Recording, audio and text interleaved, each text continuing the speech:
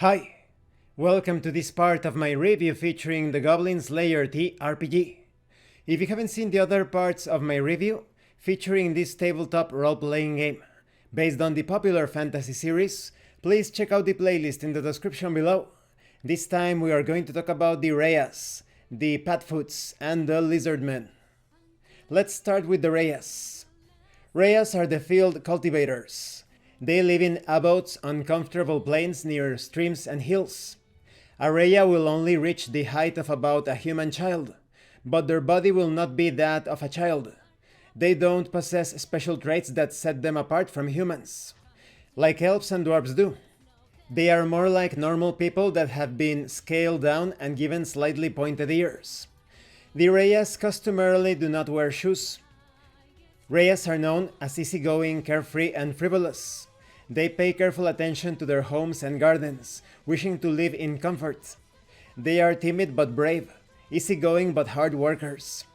Being simple-mannered and innocent may sound good, but they love showing off and goofing off.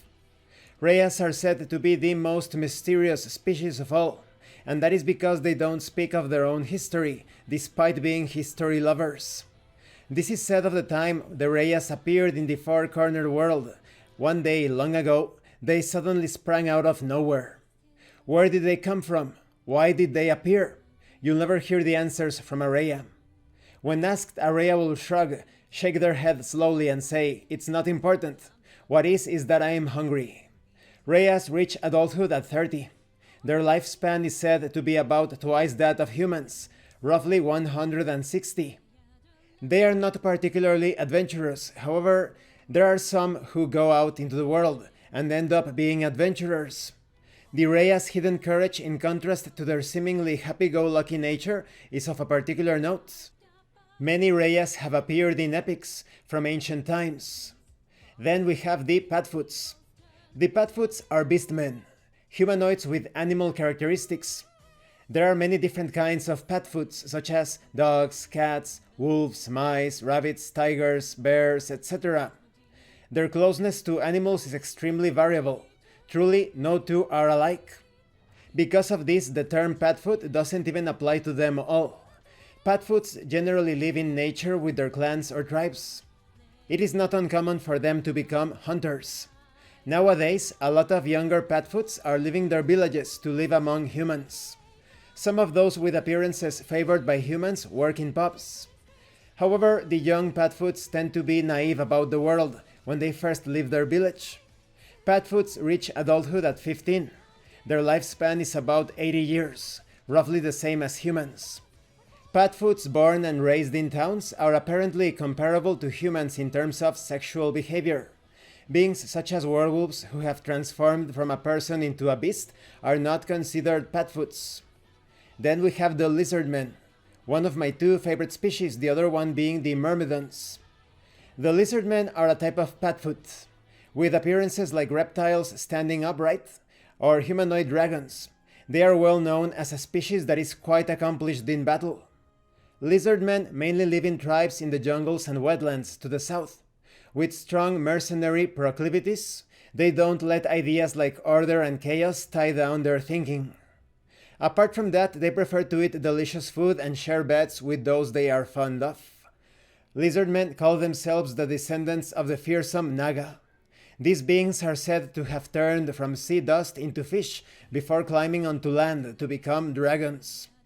Lizardmen value staying alive, survival of the fittest, above all else. This has made them revere strength in everything, from their martial arts to their political schemes, and even their sense of beauty.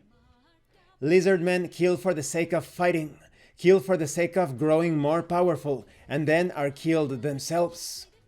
From a human's point of view, your average lizardman is an imposing and majestic barbarian. They prefer professions like adventuring, mercenary work, banditry, and serving as proxies in trials by combat. Lizardmen reach adulthood at 13, but their lifespan isn't common knowledge. Lizardmen leave their parents 3 years after hatching. Then they begin a group lifestyle on drill grounds. Male and female alike train side by side with no regard to social status. Lizardmen consider slaves to be perfectly reasonable. When it comes to lizardmen who strive to become dragons, consider their claws, fangs, tails, and scales to be supreme.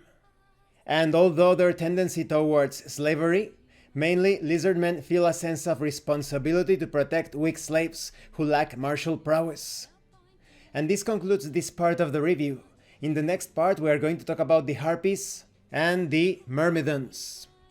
I like that the Rheas are quite mysterious.